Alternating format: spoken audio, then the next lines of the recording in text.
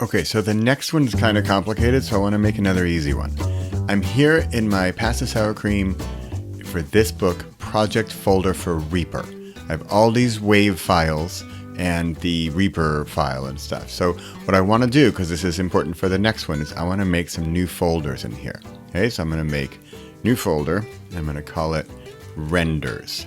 Renders are like exports, right? So that's what Reaper calls them, is renders, exports. Then I want 3 subfolders in render. I'm going to call it Reaper exports. Then I'm going to make one called Ophonic, which is a whole other topic we'll get into. And then the one we actually finally want is final MP3s. That's it. So go find your folder on your computer. I mean, mine is then Reaper, Pasta Sour Cream, repeated again for some reason. Then I have renders. Then I have Ophonic, final MP3, Reaper exports. So that's where we are. Go make those folders, because then that's where we will be sending stuff in a minute. Okay, great.